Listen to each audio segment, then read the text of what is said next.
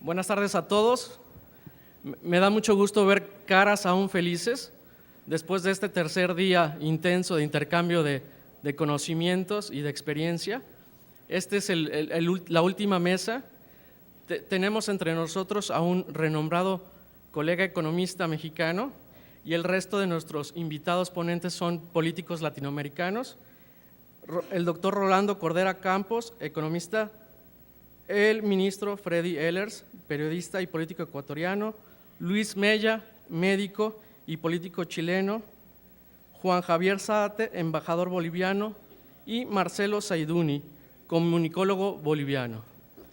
Entonces, voy a pasar a darle la palabra al doctor Rolando Cordera.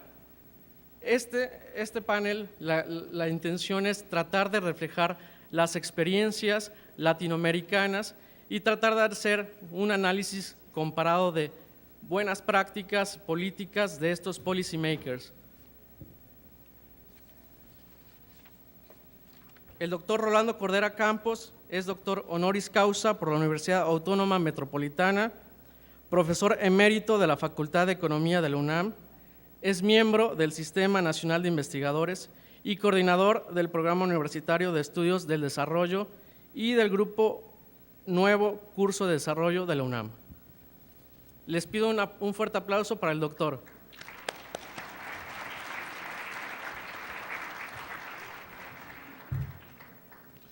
Muchas gracias, Waldo, y muchas gracias a los organizadores de este interesante convivio. Que me ha llevado a recapacitar y espero que con calma a reconsiderar algunos de los principios y criterios que yo utilizo para acercarme a la realidad del mundo y en particular de América Latina y de México.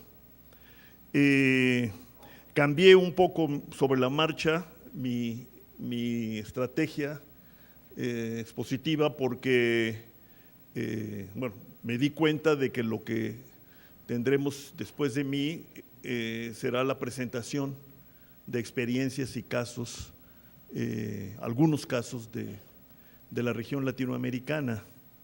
Yo hice inicialmente un esfuerzo por generalizar mi discurso sobre América Latina, pero sabiendo que en este como en otros casos no es lo más recomendable generalizar, porque la nuestra más bien se singulariza por ser una región no generalizable. De hecho, no hemos sido capaces los latinoamericanos de configurar una región propiamente dicha. Esa ha sido parte de nuestras maldiciones heredadas del régimen colonial. Y pues ahora, como en otros momentos, yo aprovecho la presencia de estos hermanos latinoamericanos para hacer votos porque uno de nuestros propósitos a recuperar sea precisamente el de forjar una región caracterizada por la cooperación, el intercambio entre sus diferentes pueblos. Por mi parte, pues yo lo que quiero hacer es darles una humilde y sincera bienvenida a nuestro país. Yo no voy a… el título original de mi ponencia era En tiempos de malestar, recuperemos la idea de desarrollo. Y le agregué, al calor de lo que he escuchado, o cómo inscribir el bienestar subjetivo en el malestar objetivo y viceversa. No lo logré, como ustedes se imaginarán, pero sí les puedo decir que me voy con una serie de interrogantes sobre la cuestión que nos convocó aquí bajo el título general de bienestar y Desarrollo. Hay muchos esfuerzos hoy en el mundo por dejar atrás pues, nuestro legado más preciado en materia de manipulación económica, que es utilizar como criterio prácticamente único, universal, el del Producto Interno Bruto por persona.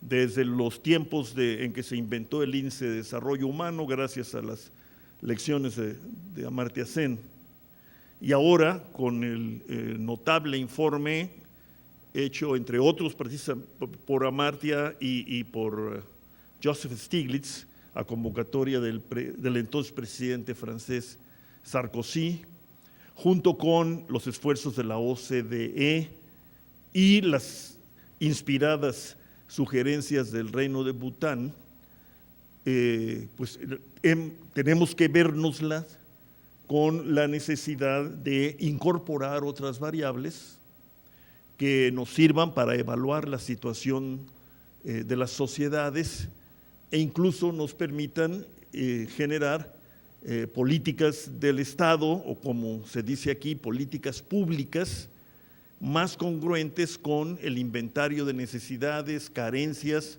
y al mismo tiempo aspiraciones de las respectivas comunidades. Es decir, politizar la acción del Estado y deseconomizarla en la medida en que esto sea posible. Y estas son algunas de las conclusiones a las que yo estaría llegando después de escuchar las ricas presentaciones de ayer y de hoy. Tenemos en efecto que hacer un esfuerzo por examinar esto que llamamos los procesos de cambio y desarrollo desde una perspectiva multidimensional, compleja y holística, como se sugería también ayer.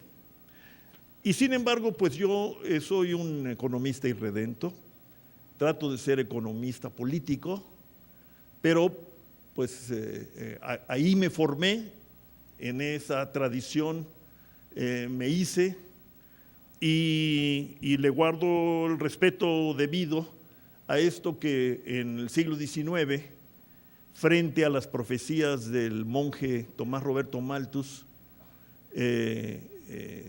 se ganó el epíteto de ciencia lúgubre.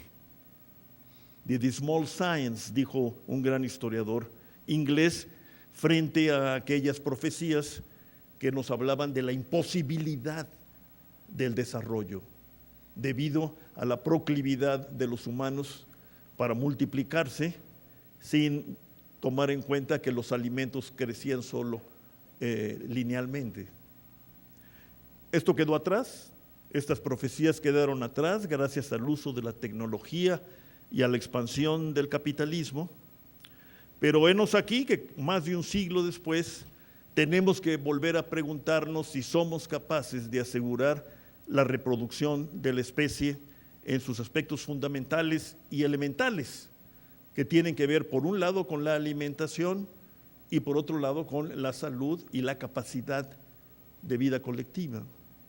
Eso es lo que recorre hoy el mundo cuando en medio de una crisis que insiste en no terminar, desde el mundo avanzado se habla con insistencia de que probablemente hayamos entrado a una fase larga de estancamiento persistente, como le llamó el gran economista Schiller, o estancamiento secular, como le llamó otro economista americano, Larry Summers. Es en esta perspectiva en la que nos movemos y yo creo tenemos que discutir esta relación o esta posible homologación del bienestar subjetivo en un ambiente nacional e internacional de malestar objetivo. Bueno, para apresurar mi presentación, les diría que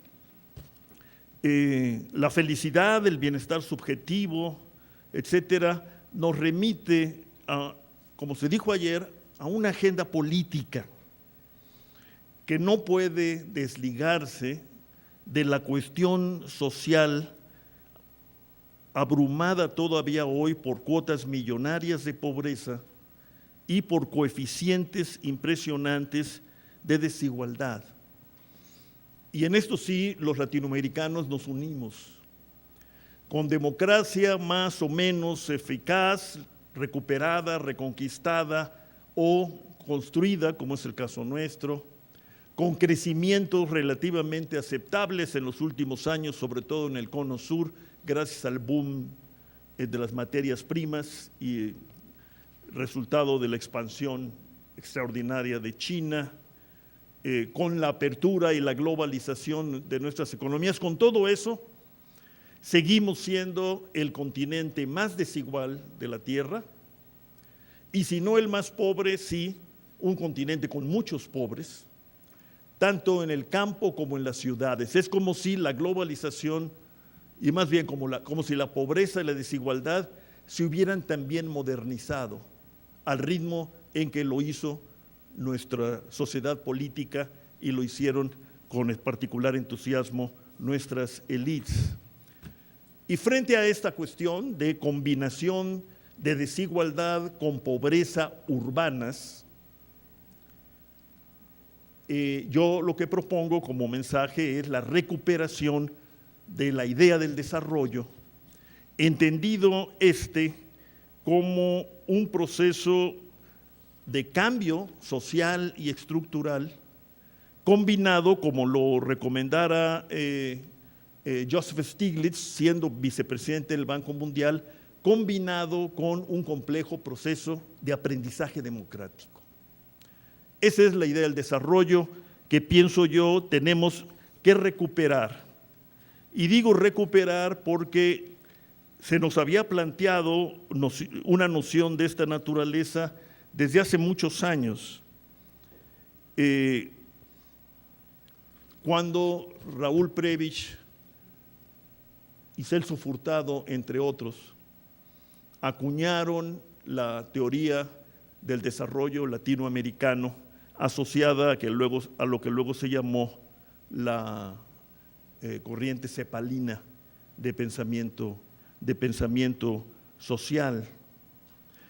Y la pregunta que ellos se hacían de cómo construir sociedades sólidas, capaces de enfrentar las veleidades del ciclo internacional, creando una industrialización robusta, con capacidad de inclusión social, siguen siendo las preguntas que tenemos que hacernos hoy desde México y de América Latina toda. Es decir, cómo construir sociedades más democráticas, igualitarias y solidarias. ¿Puede durar, agregaría, la democracia en condiciones de aguda desigualdad y pobreza? ¿Hasta dónde es posible hablar de democracia con el mantenimiento y reproducción de la inequidad económica y social? ¿Cómo lograr cambios sustanciales que contribuyan a reducir los niveles de desigualdad y exclusión y a garantizar el acceso y el ejercicio universal de los derechos sociales? Estos cuestionamientos no son meros ejercicios intelectuales, sino los dilemas que embargan al pensamiento social y político de nuestro continente.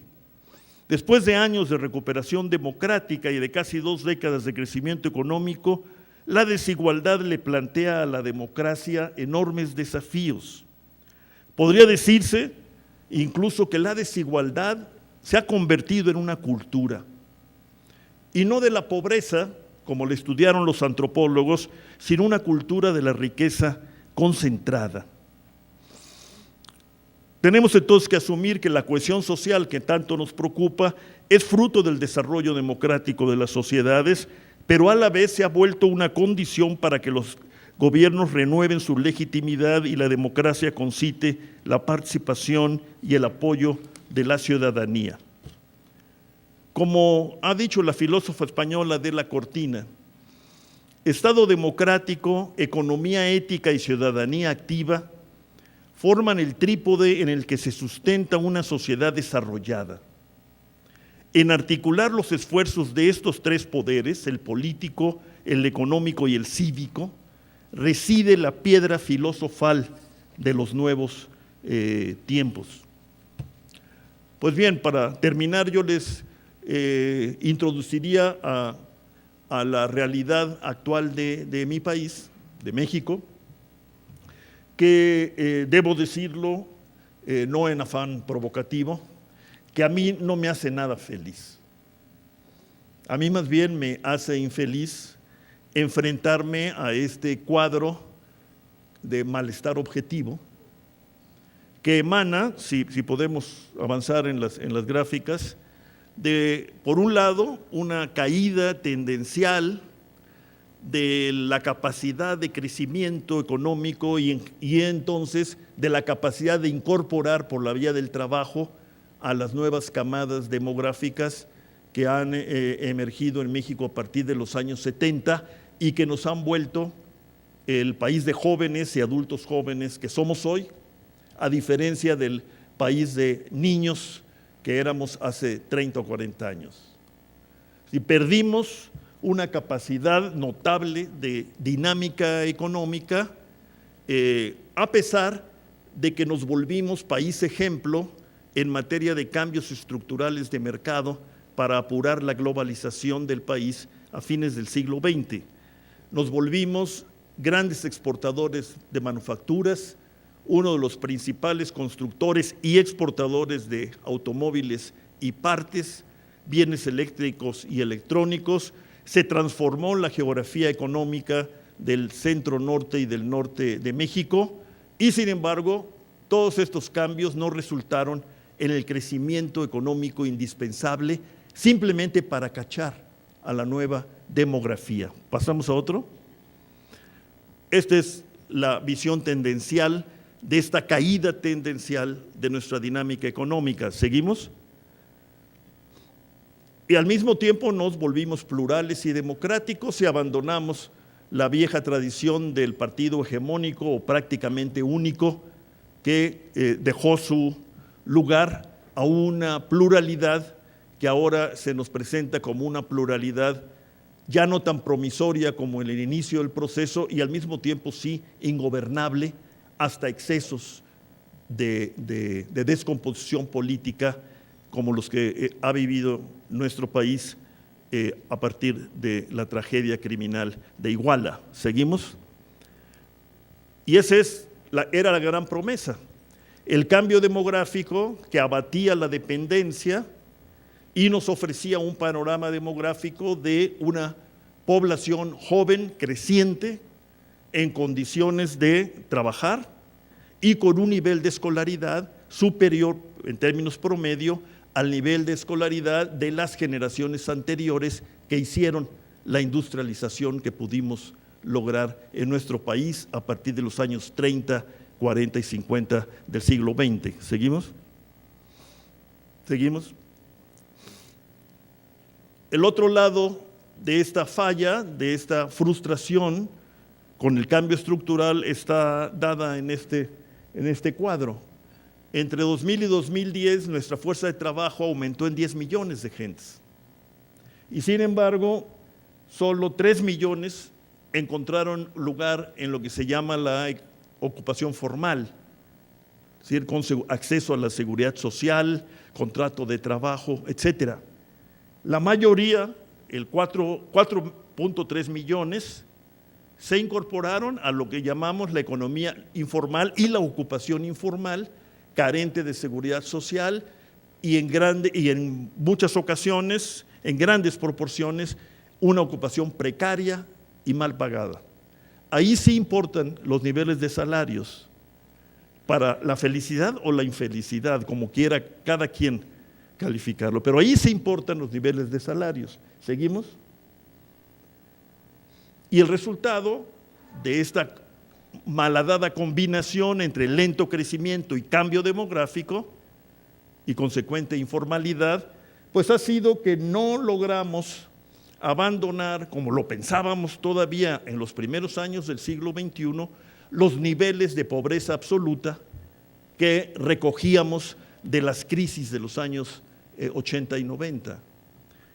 Hoy, según la cuenta de Coneval, 61.400.000 mexicanos viven bajo algún tipo de condición de pobreza. En 1996, estos eran 64 millones. Logramos reducir esos niveles y luego con la crisis y la persistencia del estancamiento relativo, pues volvimos a las cuotas anteriores. ¿Seguimos? ¿Seguimos? Detrás de esto está, por eso les digo que los salarios importan, está esta estructura salarial. No llegamos al 11% de los ocupados quienes ganamos 5 salarios mínimos o más. Luego sigue el 17% que gana de 3 a 5 salarios mínimos, y luego el 23, casi el 23% que obtiene ingresos equivalentes a 2 y hasta 3 salarios mínimos, y luego 25, 29, 39, 48, casi 50% tiene ingresos equivalentes, no superiores a 2 salarios mínimos, y el 15% apenas obtiene ingresos equivalentes a 1 salario mínimo. Bueno, esta es la matriz del malestar social, que esperemos no se convierta en malestar político. ¿Habría otra? El otro lado de esta luna es la concentración. En términos monetarios, el 10% más rico de México concentra casi el 41% del ingreso total. Es decir, esto equivale a la suma de ingresos de las personas ubicadas en los deciles 1, el más pobre, al 8. Es decir, vivimos una situación no solo de concentración del ingreso y la riqueza, sino de un distanciamiento progresivo de tipo social entre las cúpulas beneficiadas por este mecanismo y el resto de la sociedad.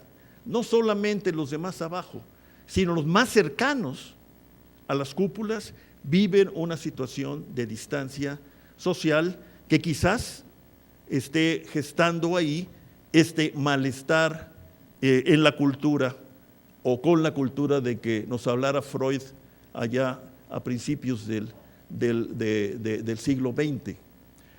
Hace años, hace 10, el PNUD nos advirtió a los latinoamericanos que de seguir la situación de pobreza y desigualdad se estaba gestando un malestar en la democracia. Y advertía, si sigue esto, lo que se puede dar es un malestar con la democracia. Yo creo que los mexicanos tenemos que pensar en la actualidad de esa advertencia de las Naciones Unidas. Los últimos acontecimientos ya nos hablan de un malestar no solo general, genérico, abstracto, sino un malestar preciso en la democracia, pero que se puede convertir en un malestar con la democracia, es decir, con el sistema político que hemos logrado construir en los últimos años. Muchas gracias.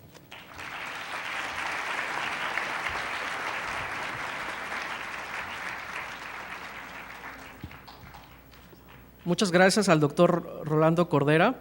Yo creo que han sido muy interesantes las reflexiones que nos ha hecho, sobre todo en el sentido del cambio social y estructural con aprendizaje democrático, y que es algo que podríamos tratar de implementar en los diferentes niveles de gobierno. Y ahora les voy a presentar a Freddy Ehlers. Él se desempeña actualmente como ministro en la Secretaría del Buen Vivir, iniciativa de la Presidencia de Ecuador que tiene el fin de promover la transformación del ser humano para construir la sociedad del buen vivir. Una sociedad sustentable, justa y plena. Fue secretario general de la Comunidad Andina, ministro de Turismo, vicepresidente del Parlamento Andino y 2 veces candidato a la presidencia del Ecuador, representando a movimientos sociales indígenas y de la sociedad civil en general. Es productor de televisión y periodista. Mantuvo el programa La Televisión como el de mayor audiencia durante 20 años, ganando el Premio Global 500, galardón entregado por Naciones Unidas por la conservación del medio ambiente. Freddy Ehlers practica meditación zen y promueve una forma de vida consciente. Por favor, ministro.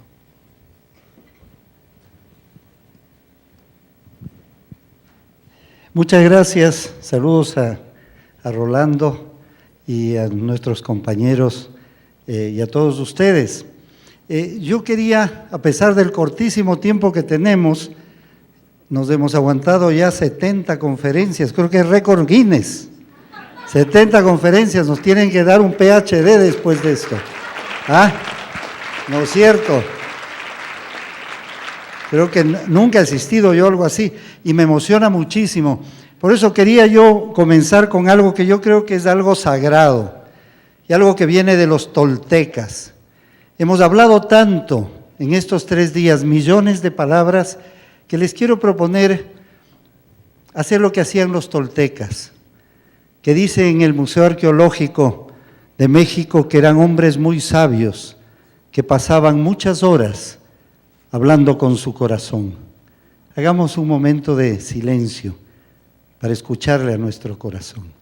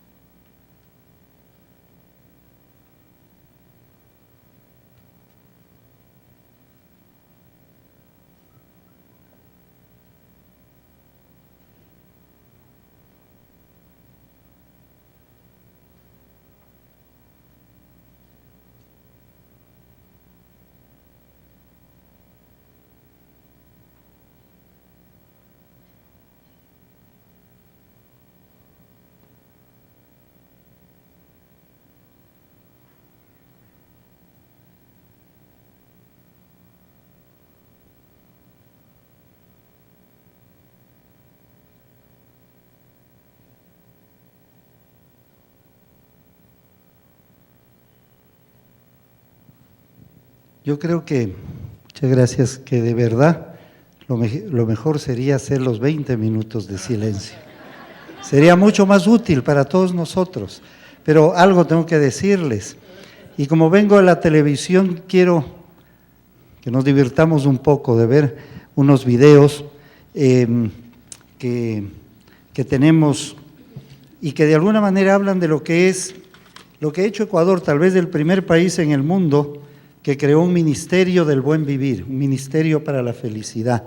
Se llama la Secretaría Nacional de la Felicidad.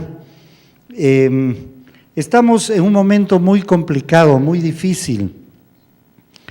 Y hace poco estuve yo con alguien a quien quiero y admiro mucho, el presidente Mujica del Uruguay, que no solo que predica el buen vivir y la felicidad, sino que lo practica. Y ahí con 2 artistas hicieron una canción de un pueblito imaginario, como era Tlaquepaque hace medio siglo, ¿no? Donde se vivía bien, donde había una forma distinta de ver la vida. Y le hicimos este video que quisiéramos compartir con ustedes, porque eso es lo que está pasando en todos nuestros países.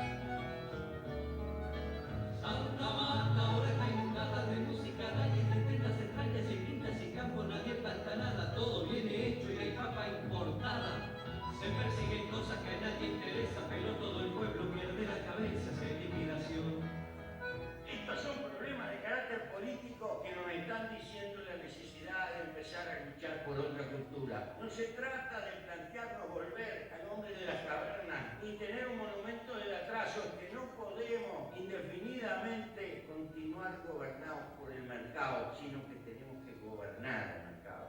Santa Marta está informada de la cumbre de Ginebra. Si la reina estuvo enferma o Palermo erró penal, todo el mundo vive al tanto de 1.000.000 de cosas nuevas, pero ya nadie se entera lo que pasa en su ciudad. Y aunque es malo mantenerse aislado cuando todo el mundo está tan conectado, si el diablo gobierna hay que tener cuidado, la cultura nunca puede estar de lado. No todo está en venta, no todo el mercado, árbol sin raíces, no aguanta parado ningún temporal. Y aunque es malo mantenerse aislado cuando todo el mundo está tan conectado, si el diablo gobierna hay que tener cuidado, la cultura nunca puede estar de lado. No todo está en venta, no todo el mercado, árbol sin raíces, no aguanta parado ningún temporal. La causa más profunda de la infelicidad contemporánea no es la riqueza o la pobreza, pero en el fondo es que estamos terriblemente solos. Pobre no es el que tiene poco, sino que verdaderamente pobre es el que necesita infinitamente mucho y desea y desea y desea más y más.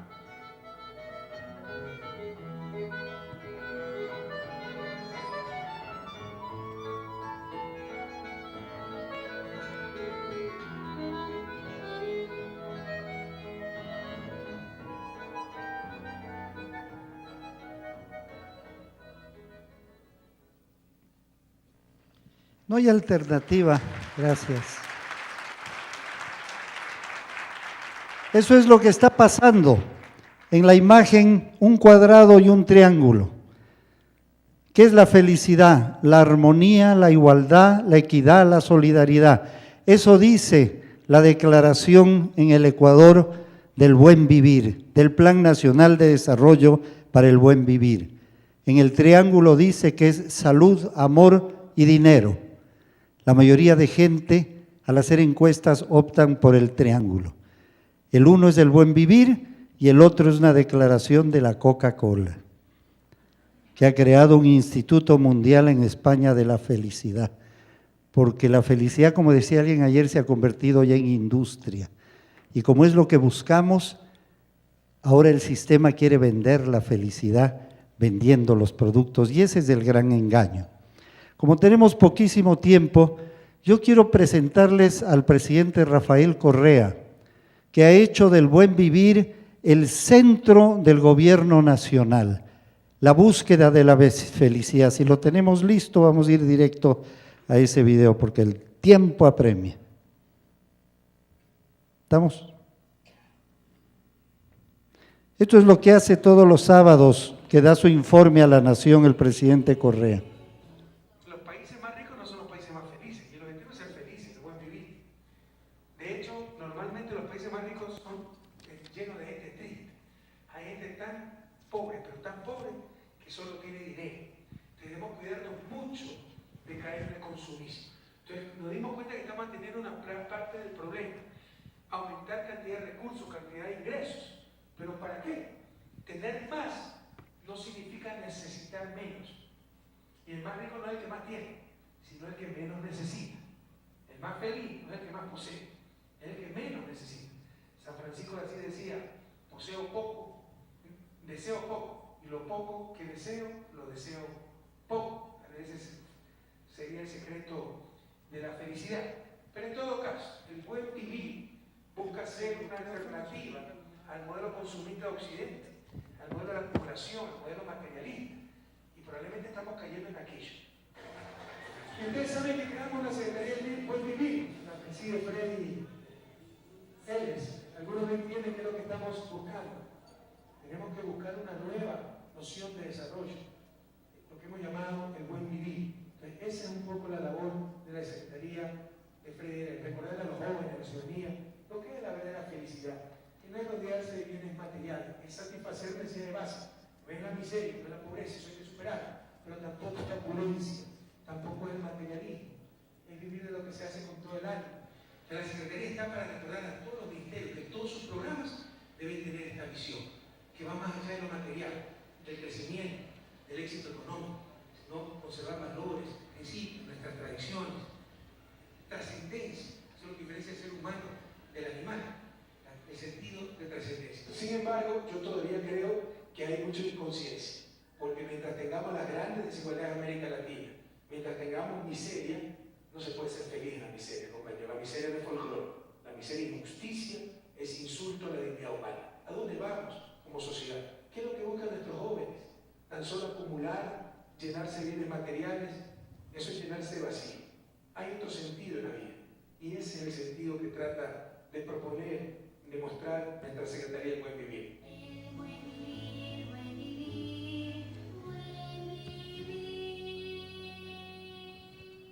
La Secretaría del Buen Vivir es muy pequeña, apenas 40 personas, pero depende directamente del presidente de la República y coordina con toda la administración pública para que toda acción que se haga en el Ecuador esté enmarcada en la búsqueda de la felicidad, en el buen vivir que nosotros llamamos.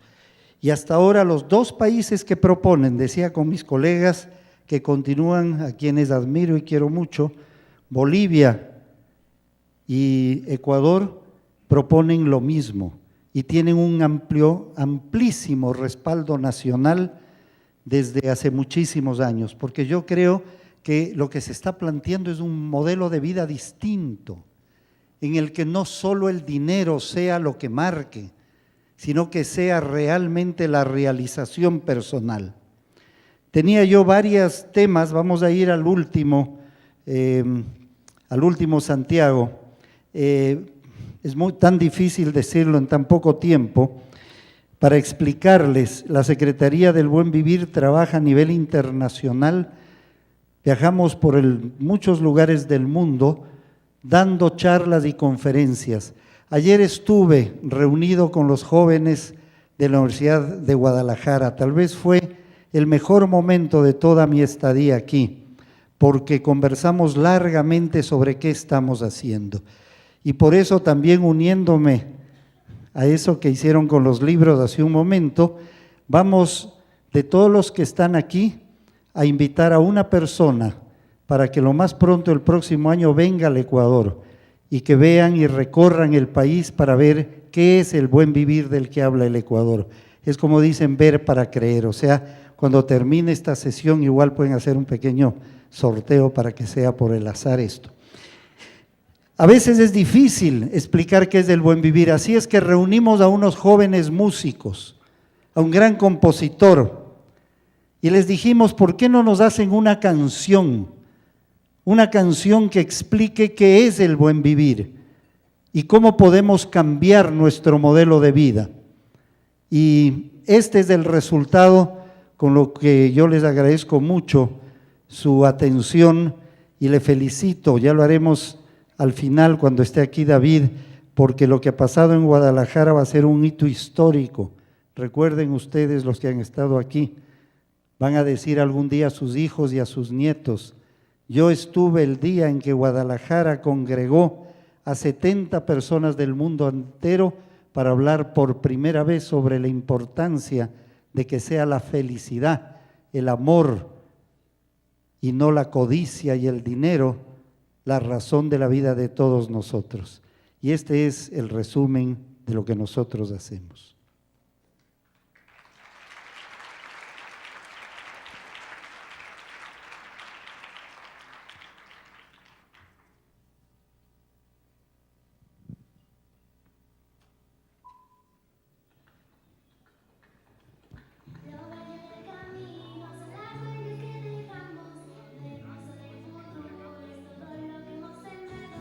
Podemos ser felices, gritando de los brazos y llenar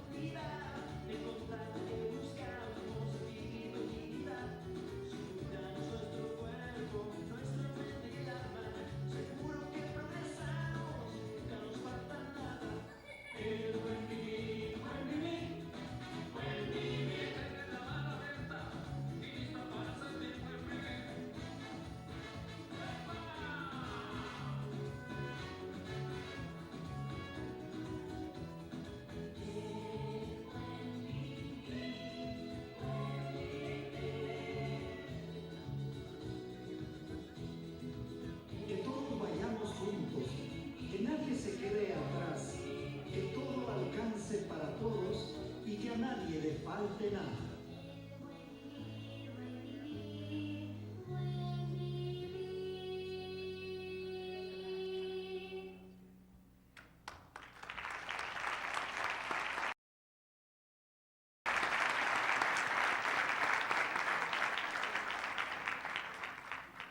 Muchas gracias al ministro Ehlers.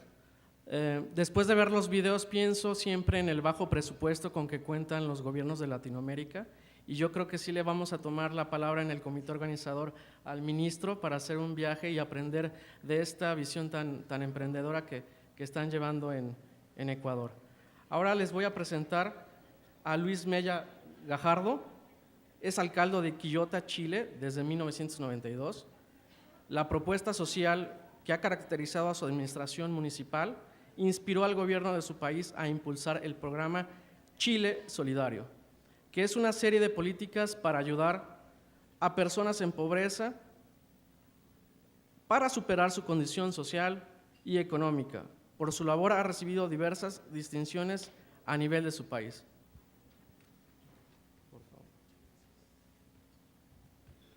Muy buenas tardes, queridos amigos y amigas. Muchísimas gracias por esta invitación. Muchísimas gracias a quienes me han antecedido, especialmente, ministro. Muchísimas gracias por su presentación, porque me motiva y me permite decirles desde el primer momento que vengo desde Chile, desde Quillota, una comuna de 100.000 habitantes que está ubicada a 125 kilómetros de Santiago, a 40 kilómetros de Viña del Mar, una comuna agrícola que ha decidido trabajar por la felicidad del ser humano. La siguiente, por favor.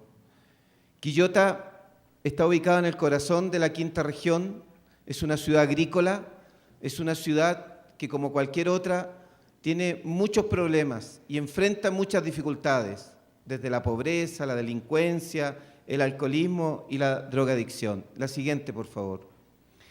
Yo les quiero hablar de amor, quiero hablarles de rentabilidad humana, quiero hablarles de colaboración versus competencia, quiero hablarles de un modelo que está siendo exitoso y que es posible replicar en cualquier lugar del mundo y que es posible plantearlo para transformar nuestra sociedad. Hace algún tiempo, ustedes escucharon, es difícil mantenerse en un cargo tanto tiempo. Yo quiero contarles que el año 92 en nuestro país se hicieron las primeras elecciones municipales después de la vuelta a la democracia. Con 31 años fui elegido alcalde de Quillota. En Quillota, en Chile en general, hay reelección indefinida, no hay periodos. Y he tenido la gran oportunidad que la comunidad me ha reelegido hasta el día de hoy. Y la verdad es que en la última elección, sorprendentemente para mí también, lo digo con mucha humildad, porque creo que refuerza lo que yo les voy a presentar hoy día, me eligieron con un 70% de los votos. ¿Y qué significa esto? Significa que hemos podido hacer un proyecto a largo plazo. Conversábamos con el equipo técnico del municipio a propósito de una población de Quillota donde hicimos todo lo que nos pidieron, a propósito de los problemas. Pavimentamos calles, construimos casas, construimos multicanchas, ampliamos sede comunitaria y fuimos a ese lugar y pensábamos que íbamos a encontrar una maravilla, todos contentos con el alcalde, todos felices. Y no encontramos eso. Encontramos tristeza, violencia intrafamiliar, alcoholismo, drogadicción, delincuencia. Y nuestra misión era mejorar calidad de vida. Y nos dimos cuenta de algo que es muy importante, que lo que la gente entendía por calidad de vida era solo cosas materiales y que lo que nosotros buscábamos como municipio era mucho más que eso. Y por eso cambiamos la misión por la felicidad del ser humano. La siguiente, por favor. El psicólogo, padre de la psicología positiva, Martin Seligman, en uno de sus libros, La auténtica felicidad, plantea esta fórmula que nos ayuda a ordenar lo que yo les quiero presentar. Él dice que la felicidad tiene una raíz genética, alguna predisposición que todos traemos, pero que después es la sumatoria de circunstancias más voluntad. Y lo primero que uno aprende desde la política es que los políticos siempre nos preocupamos solo de las circunstancias, es decir, de una de las variables de la felicidad.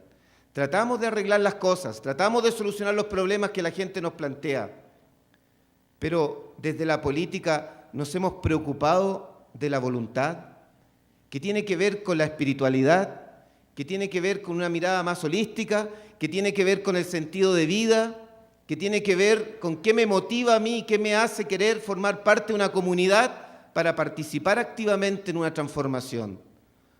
Por lo tanto, nosotros dijimos, es nuestra misión, si queremos que los quillotanos sean felices, no solo pavimentar calles, ampliar sedes, construir casas.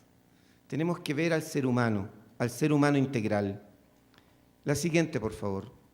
Y como todos los municipios del mundo, hay 3 variantes del desarrollo que trabajamos las municipalidades: el desarrollo económico, el desarrollo social y el desarrollo urbano.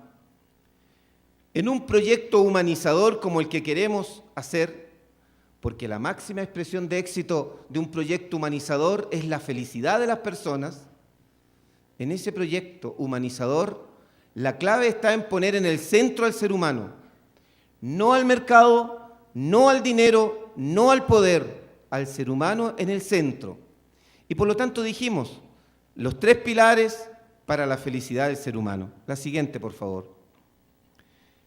Hemos tenido la gran oportunidad, maravillosa oportunidad, de contactarnos con un ser humano espectacular de nuestro país, profesor, conocido internacionalmente, el querido profesor Humberto Maturana, Premio Nacional de Ciencias, creador de la biología de la mar, asesor de muchos países en el mundo, y él tuvo la humildad, y doy gracias a Dios que nos ocurrió, de ir a Quillota, de estar con nosotros, de querer conocer en esencia lo que estábamos haciendo. Nosotros pensábamos llegar a él, pero parecía inalcanzable. Y un funcionario nuestro que hizo un diplomado en matrística, donde está él, en todas las clases pedía la palabra y decía, en Quillota. Y fue tanto que el gerente un día llegó a la alcaldía y me dijo, oiga, alcalde, yo quiero hablar con usted porque hay un alumno que nos tiene hasta más arriba de la coronilla, porque todo lo que hablamos dice en Quillota. Y bueno, y fue a Quillota. Y después el gerente dijo, esto lo tiene que ver el profesor. Y el profesor Maturana nos dio un día entero para visitar Quillota, para visitar nuestra experiencia. Y una de las tantas cosas que hemos aprendido con él es cuando nos dice algo que en la práctica hemos reconocido. La principal necesidad del ser humano es ser visto. No pasar desapercibido por la vida, ser reconocido por otros, ser valorado por otros. La siguiente, por favor. Y fíjense ustedes que nosotros hemos acuñado un término a partir de la práctica y que yo hoy día quiero compartir con ustedes y especialmente con los economistas, con los investigadores.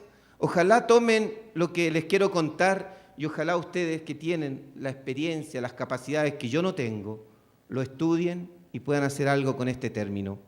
Y para explicarles este término les voy a contar una historia. En una oportunidad le pedí a mi gente que quería visitar la escuela más pobre de Quillota, pero no quería hablar con los profesores ni con los apoderados, quería hablar con los niños. Y fui al recreo, me reuní con ellos, me escucharon, yo les dije, ¿qué puedo hacer yo como alcalde por ustedes? Los niños me escucharon y me dijeron, lo vamos a pensar, alcalde. No me respondieron inmediatamente. Bueno, yo tuve paciencia y esperé y fui en una segunda oportunidad. Yo iba preparado, les juro, para que me pidieran salas, videos, que me pidieran las cosas más increíbles y yo tenía que cumplirle, así que lo iba a presentar a fondos regionales, nacionales. Yo les tenía que cumplir. Yo pensaba en millones. ¿Y saben lo que me pidieron los niños? Alcalde, queremos que nos compre instrumentos musicales para poder desfilar el 21 de mayo, en que es una celebración especial, como lo hacen los niños de los colegios pagados. ¿Y saben lo que pasó? ¿Saben cuánto costaba eso? Ni 60, ni 40, ni 80, 2,5 millones de pesos. El consejo hizo una modificación, compramos los instrumentos, los niños desfilaban con música envasada, llegaron los instrumentos y me invitan a la ceremonia de investidura de la banda. Y llego a ese lugar y fue maravilloso. Se produjo un milagro. Aparecieron apoderados que hace años no iban al colegio.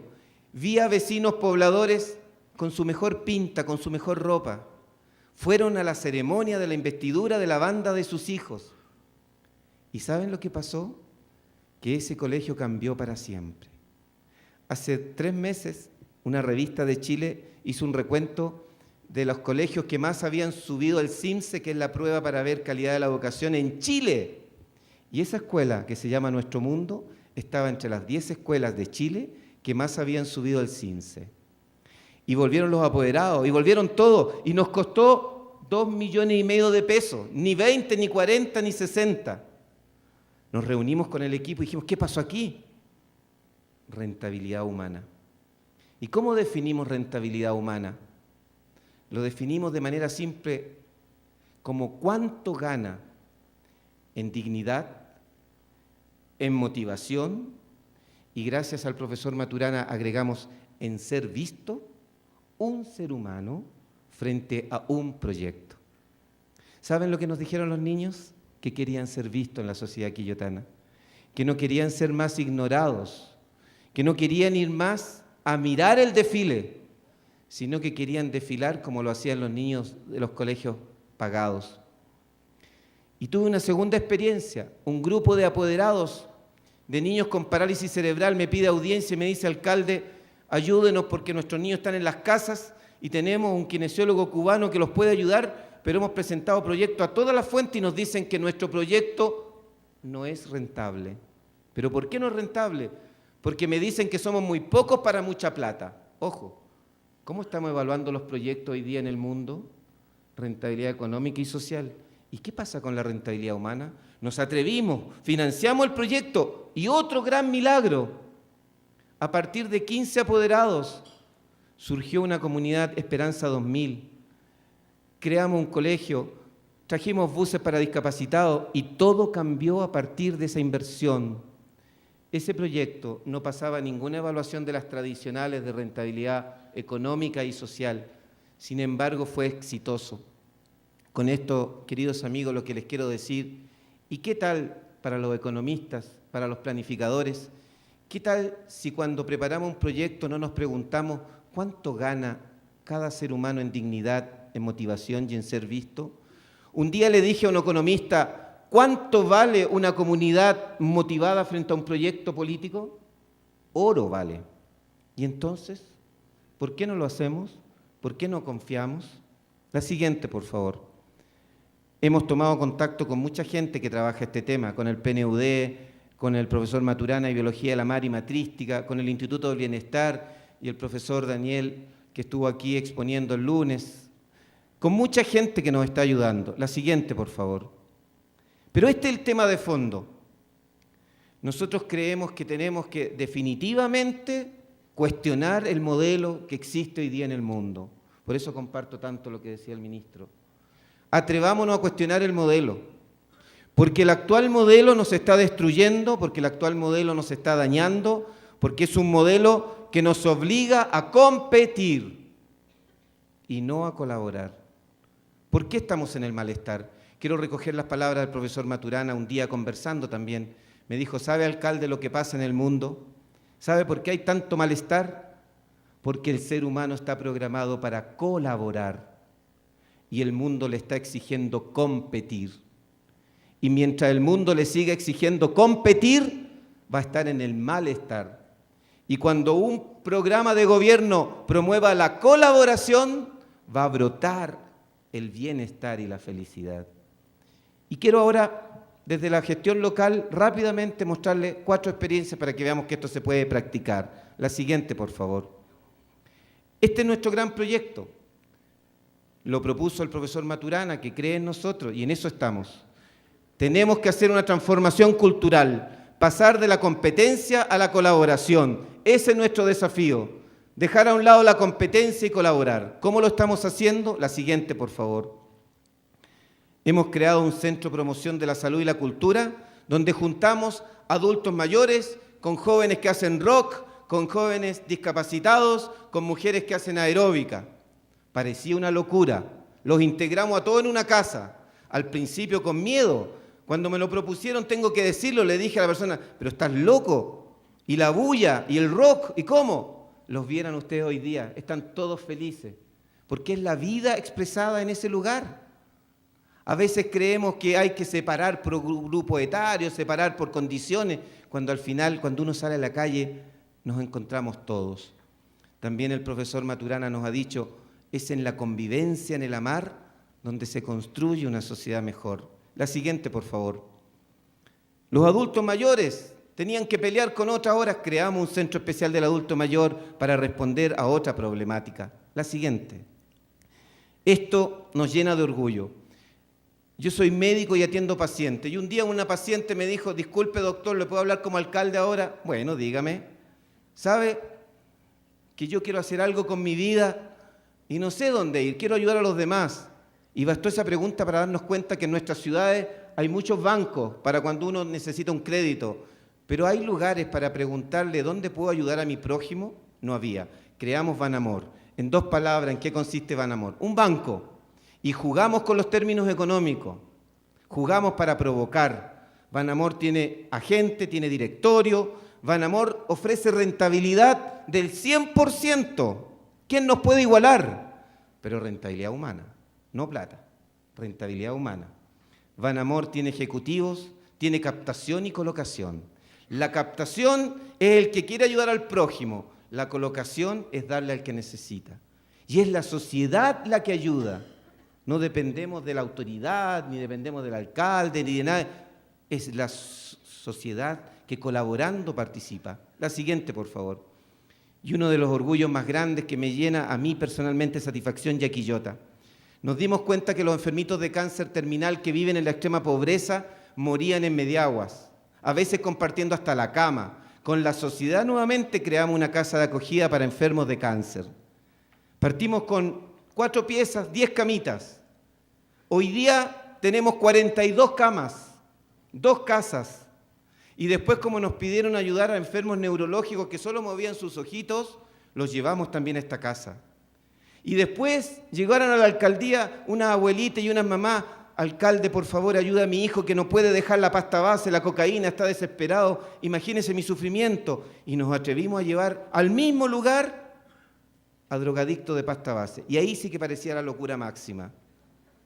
Y me dijeron, usted está loco, ¿cómo mezcla drogadicto de pasta base con abuelitos que se están muriendo y con pacientes neurológicos? ¿Y saben lo que pasó? Que los drogadictos entendieron el sentido de la vida. Y hace poco venirme uno me decía, doctor, si yo hubiese visto antes a una persona de mi edad morir de cáncer o a otro que solo movía los ojos, hubiese dejado la droga hace mucho tiempo. Y si ustedes vieran la imagen de un drogadicto que está dejando la droga, dándole de comer a un joven que no puede mover más que sus ojos y los dos reír, lo que les quiero decir, queridos amigos, para terminar, para ir terminando ya, porque lo que viene son imágenes de la celebración del Día de la Felicidad. Si las das, por favor, las vas pasando. Quiero terminar con un mensaje que nace desde lo más profundo de mi corazón. Está en nuestras manos cambiar nuestro mundo. Está en nuestras manos cambiar nuestras ciudades, nuestros países. Pero hay que atreverse, hay que ser audaz, hay que creer que en el amor y en los afectos está la gran solución. Hay que ir contra la corriente, hay que rebelarse contra el mercado, contra la excesiva competitividad o competencia más bien. Hay que rebelarse contra modelos que sacan al ser humano del centro y ponen al dinero y al mercado como más importante que el ser humano. Desde Quillota, lo que nosotros queremos decir para Chile primero y para el mundo con mucha humildad es que vale la pena jugarse por el prójimo, que es, como lo dice el profesor Maturana, en la colaboración y la solidaridad donde llega el bienestar. Si queremos sociedades en el bienestar, si queremos sociedades felices, si queremos un mundo mejor, trabajemos por los demás, ayudemos al prójimo, que el dolor ajeno sea nuestro dolor y hagamos participar a la gente. Cuando una persona tiene una experiencia amorosa de amor al prójimo, cambia. Nunca más vuelve a ser el mismo. Lo he visto en Quillota, lo he visto en estas casas de acogida, lo he visto en cada lugar. Pero esto no se mete por un discurso, hay que vivirlo. Y yo los invito a vivirlo. Y a los que quieran, los invito a ir a Quillota, los invito a conocernos, los invito a ver en la práctica, porque ver para creer, así como vamos a ir a Ecuador y después pasan por Quillota, yo también los puedo invitar, no hay problema. Los invito de todo corazón a conocer Quillota. Los invito de todo corazón a creer que el amor transforma, a creer que este mundo cambió para mal cuando sacamos del centro al ser humano y pusimos al dinero. Muchísimas gracias.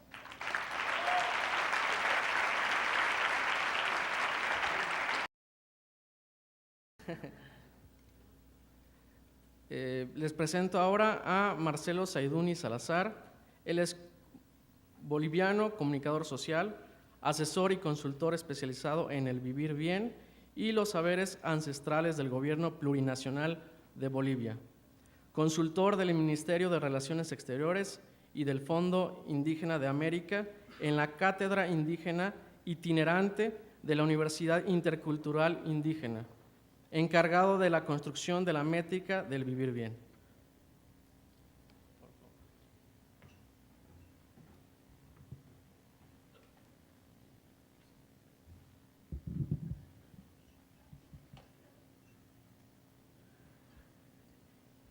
Muchas gracias. Nuestro principal enemigo es el tiempo. Y primero tengo que agradecerles por la invitación, por su hermosa hospitalidad y por la velada que tuvimos anoche al municipio, donde tuvimos el placer de escuchar a un mariachi mexicano, que para mí principalmente es muy emotivo, porque amo la música mexicana. Les pongo las imágenes de nuestras mamitas, la Tonantzin y mamita Pachamama, que está en Oruro, y quiero mostrarles las similitudes, ¿no? En sus mantos tienen las estrellas y ahí están las constelaciones. Y de ese saber ancestral he venido a hablarles, porque esos mantos no fueron dibujados al azar, sino teniendo un conocimiento muy profundo de la astronomía. Y estas imágenes que tuvieron que pasar un proceso de adaptación simbólica en un momento muy dramático en el cual fueron obligados a adaptarse o morir. Entonces, la Tepeyac, ¿no?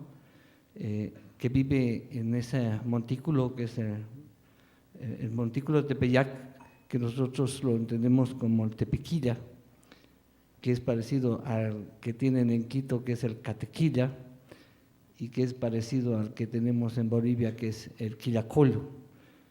Y ahora, escuchándole al alcalde de Quillota, en Aymara, Quillota es Quilluta, que significa la casa de la luna. Entonces veo muchas similitudes lingüísticas entre Tepequilla, Catequilla, Quillacollo, que está en Cochabamba, que es un templo de la Virgen de Quillacollo o de Urcupiña, y Quillota, ¿no? Que está en Chile. Entonces, encuentro que podemos construir alianzas, y eso ha comenzado este año. En abril hicimos un encuentro técnico en donde vino gente de Bután, del Centro de Estudios de Bután a Bolivia. Fue un gran esfuerzo de 2 días de viaje, y también vinieron gente de la Secretaría del Buen Vivir de Ecuador, y también vino un técnico del Coneval de México, ¿no? Y también los técnicos bolivianos, y comenzamos a hacer una reunión técnica muy pequeñita comparada a este evento tan magistral, y nos dimos cuenta que en este compartir podíamos encontrar mecanismos comunes que hemos ido incorporando, y por eso tenemos que agradecer mucho el avance de Bután, porque hemos incorporado muchos componentes. Agradecemos a Ecuador y agradecemos a México. Y ahora tenemos para varios años de digerir todo lo que han pasado estos 3 días acá en México. Entonces, la siguiente, por favor. Ya sabíamos que esta crisis iba a venir. La siguiente. Ya en el texto de Más allá de los límites de crecimiento del informe Meadows, en 1972, nos decía que el límite de desarrollo iba a ser el año 2080.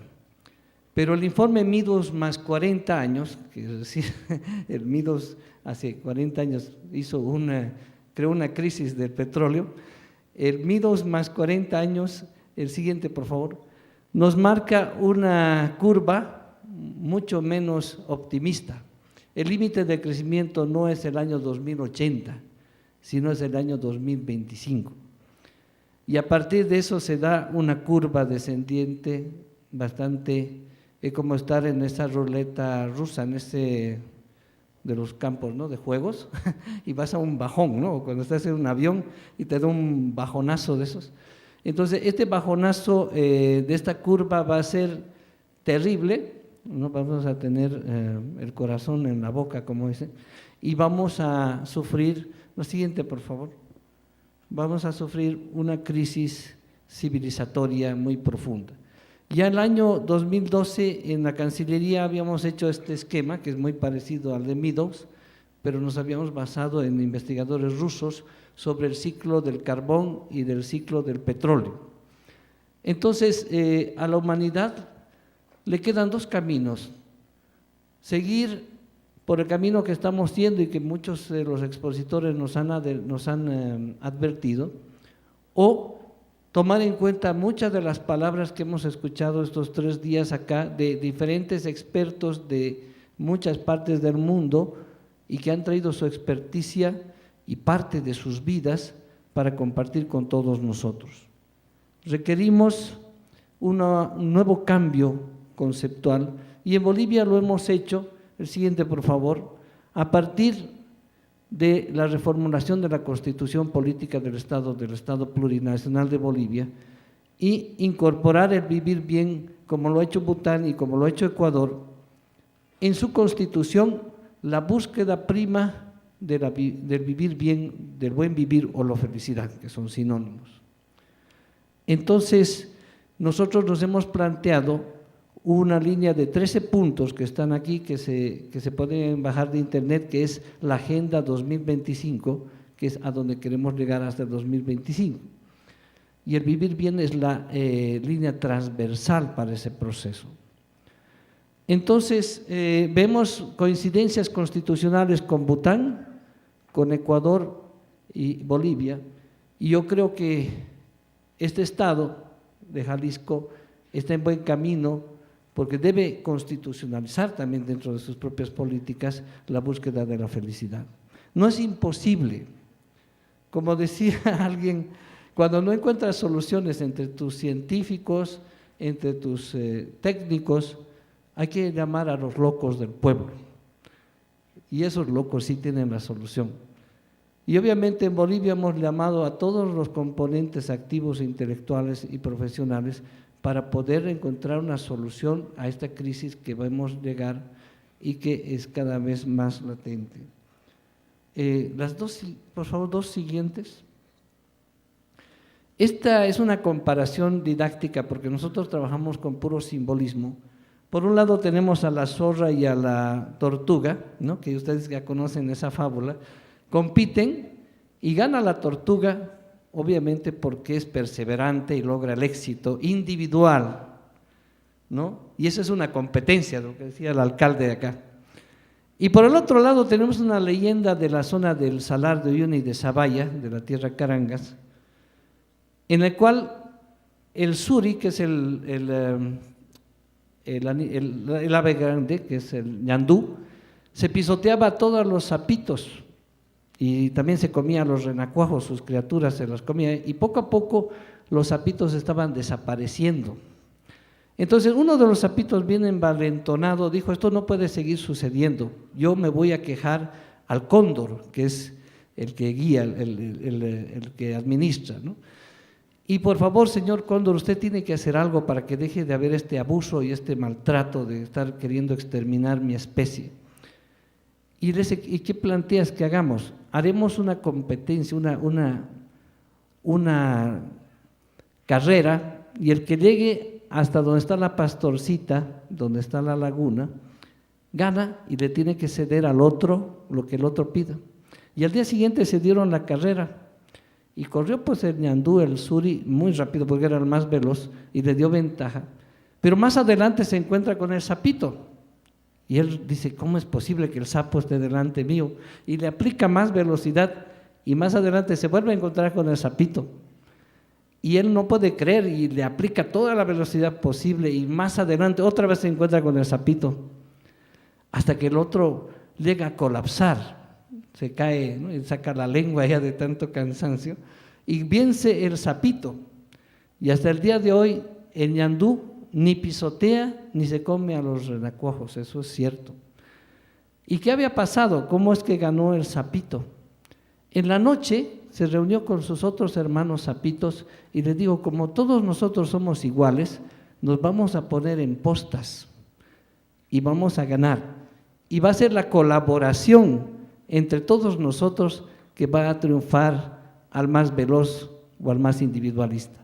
Entonces vengo a llamarles a esa reflexión, a que toda esta colaboración que hemos hecho, esta cadena de intelectuales y de sabios y de pensadores que han dado toda su vida a este proceso de ir entendiendo el problema sustancial de la humanidad, que es el individualismo, y como lo ha dicho Mújica, es la gran enfermedad de este tiempo que han inventado al individuo. Tenemos que redescubrir al ser comunitario, al verdadero humano. El verdadero humano para nosotros es el comunario. Hay muy poco tiempo y mucho que hablar. Yo les agradezco nuevamente. He pasado unos días muy hermosos acá y he cumplido un sueño, que es escuchar un mariachi. Muchas gracias.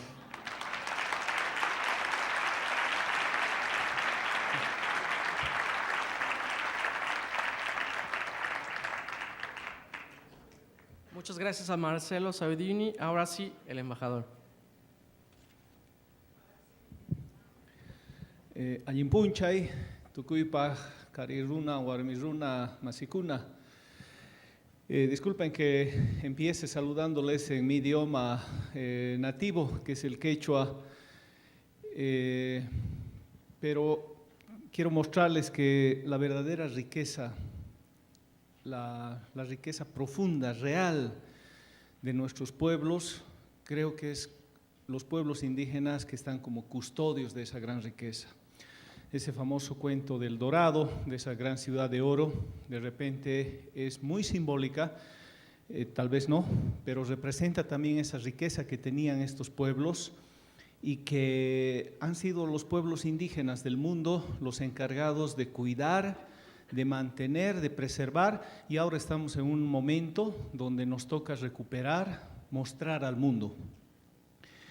Esta gran riqueza que tienen nuestros pueblos, una de estas grandes riquezas es la que quiero compartir con ustedes en estos 10 minutos que me han asignado y que se llama el vivir bien. El vivir bien o sumascausa y sumascamaña son en dos lenguas nativas bolivianas. Sumascausa y es en la lengua quechua que dicen también en el Ecuador, y sumascamaña es vivir bien también en la lengua aymara en Bolivia. Pero esta línea filosófica, que es más que un paradigma, más que un principio, no solamente se ha recuperado y se está hablando, reflexionando en Bolivia, sino que también ya se lo ha constitucionalizado. Forma parte a partir de febrero del 2009 de la nueva Constitución Política del Estado de Bolivia y está explícitamente en su artículo 8 de nuestra Constitución. Vamos a continuar entonces, la siguiente, por favor. El vivir bien o buen vivir es la traducción nada más que se tiene. Surge, como les había dicho, de la recuperación de los saberes ancestrales de nuestros pueblos. Es a partir de esa recuperación, de esa riqueza que nos han dejado cultural nuestros ancestros y que ahora estamos en un proceso de recuperación para poder dar una opción, dar una alternativa a toda la humanidad, a toda la sociedad, a toda la comunidad internacional, para que pueda encontrar una nueva matriz civilizatoria alternativa frente a esta actual que está en crisis, ya sabemos, ya se ha discutido todos estos días, y que necesitamos una propuesta, una nueva propuesta que vaya a recuperar el equilibrio, la armonía en la convivencia que tiene el ser humano consigo mismo, con el prójimo, con la naturaleza y con una visión cualquiera de divinidad que pudiera tener. No es un paradigma, no es un principio, es para nosotros una línea filosófica profunda.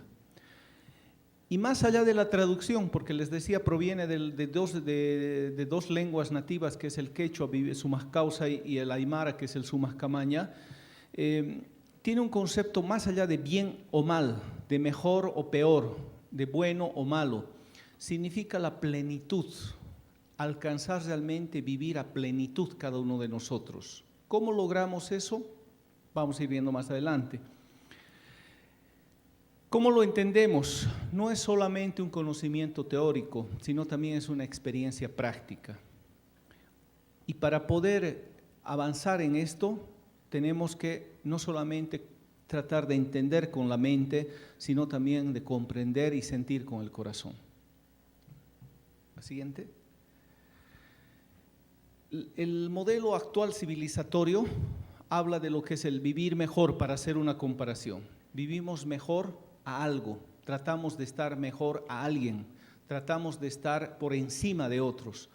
Ese es el modelo actual que ha puesto en crisis a toda la humanidad.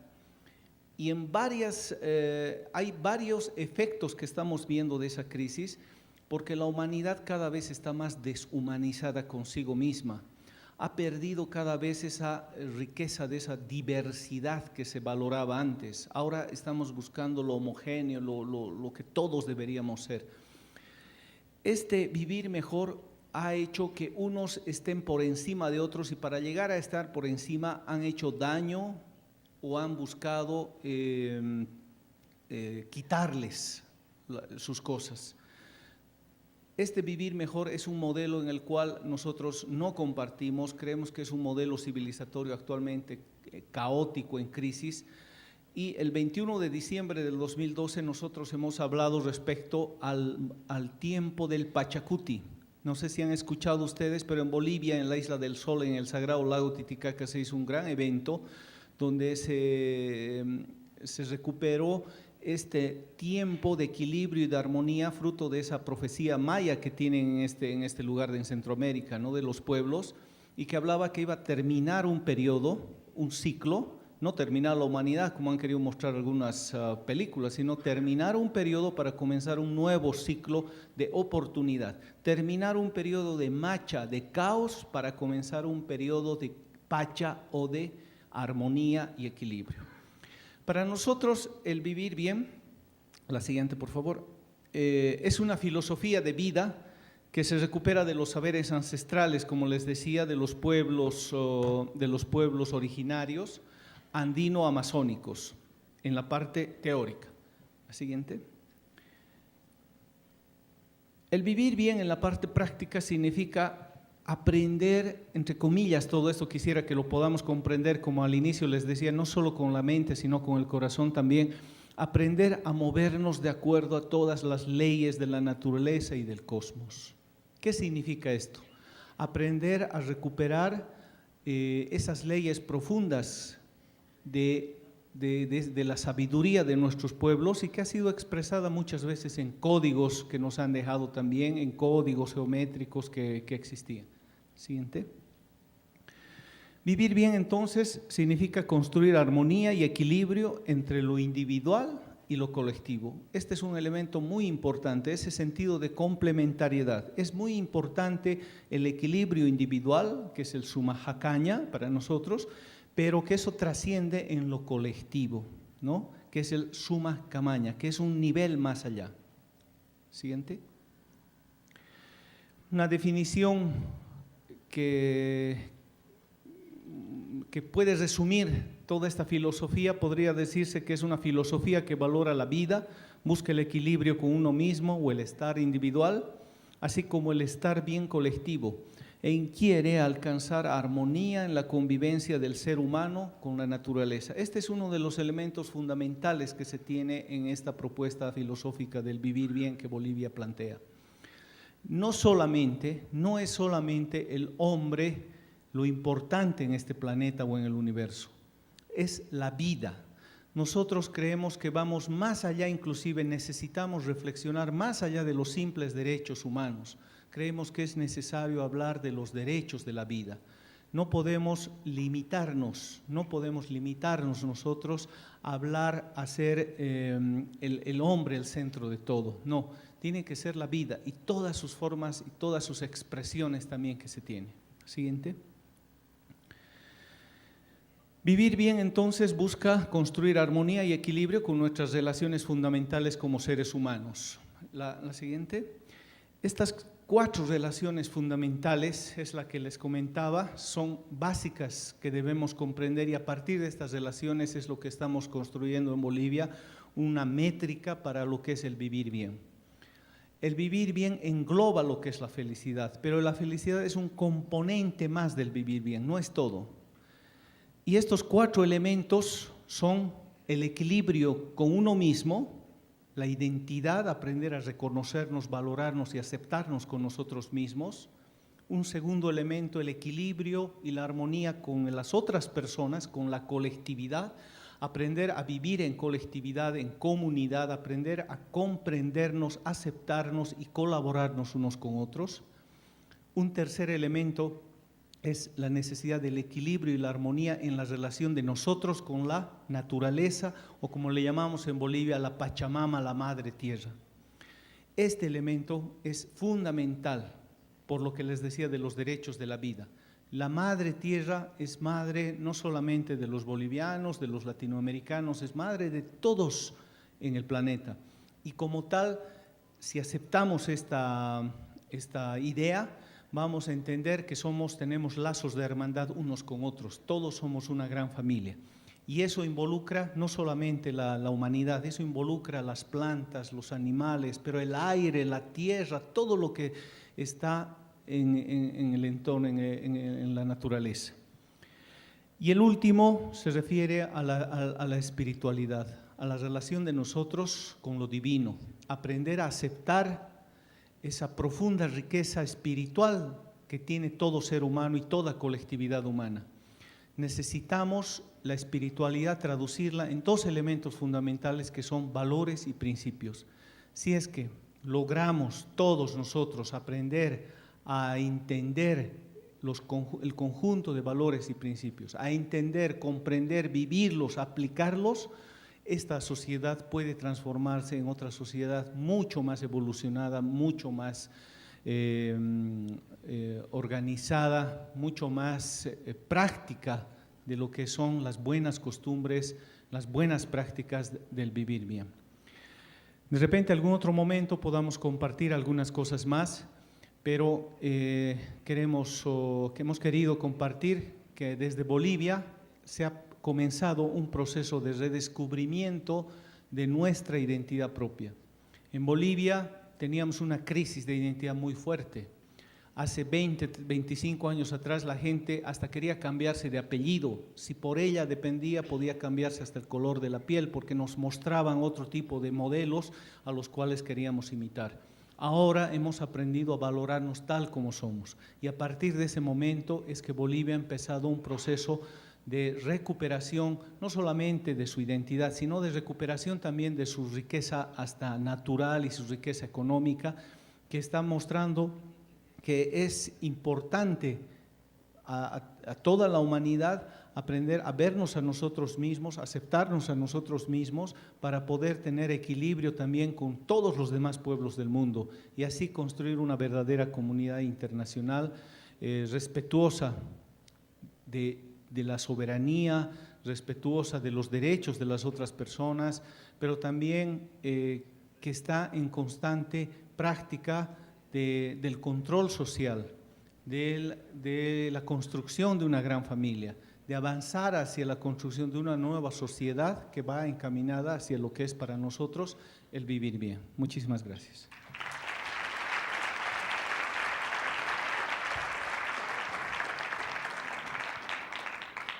A nombre del comité organizador les pedimos una disculpa. Hay personas que tienen que tomar vuelos, tanto ponentes como asistentes. Le cedo el micrófono al doctor David Gómez Álvarez, subsecretario de Planeación y Evaluación del Gobierno del Estado de Jalisco y coordinador general del foro. Un aplauso, por favor.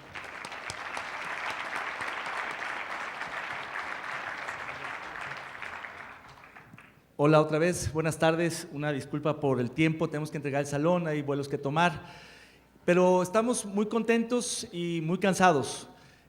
Yo lo primero que quiero es agradecerles a todos que hayan aguantado 2 días y medio de paneles muy densos, muy interesantes, muy divertidos, de todo tipo, pero muy demandantes. Hemos estado aquí muchas horas, aprendiendo muchísimo, reflexionando más y sobre todo pensando en lo que debe de venir para este país y para la región latinoamericana. Íbamos a hacer una recapitulación de los hallazgos, de las conclusiones, pero evidentemente a estas alturas eso sería pues más que cansado, más que aburrido, así que más bien vamos a anunciar algunas cosas hacia el futuro. Primero decirles que para quienes estuvieron en el foro están las constancias que se van a poder descargar de la página del foro, del evento, para que puedan después imprimirlas y poder tener la constancia, el documento que acredite que estuvieron aquí.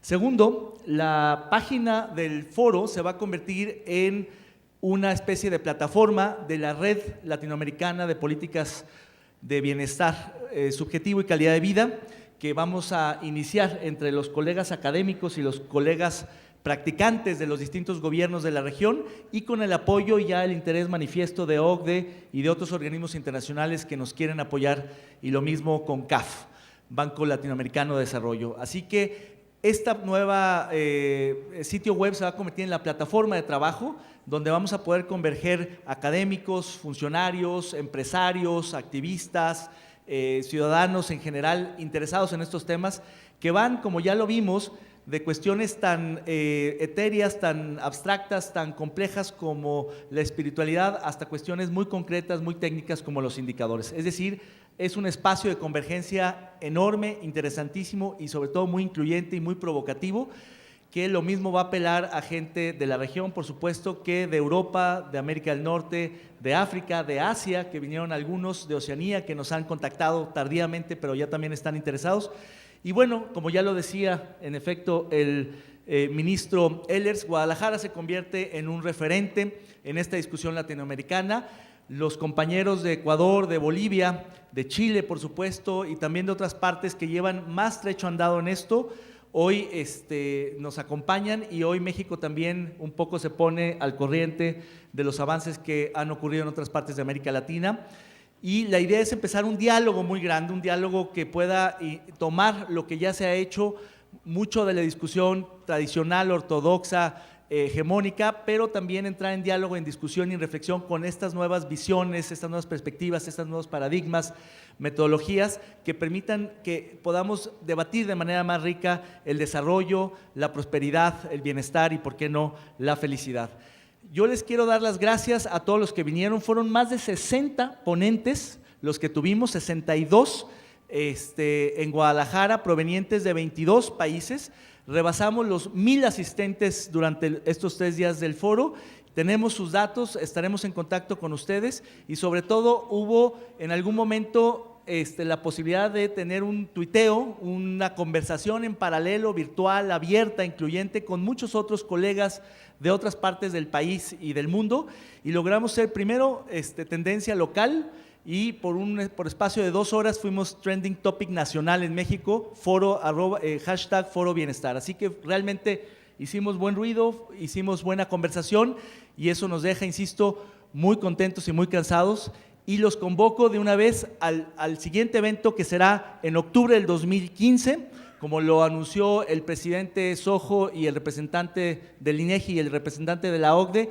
Va a tener lugar en Guadalajara el 5º Foro Global de Conocimiento, Estadística y Políticas Públicas centrado en el tema del bienestar. Así que en paralelo a ese evento vamos a tener otro encuentro de este tipo, así que a más tardar nos veremos en 11 meses aquí mismo en Guadalajara en octubre del 2015. Muchas gracias, buenas tardes.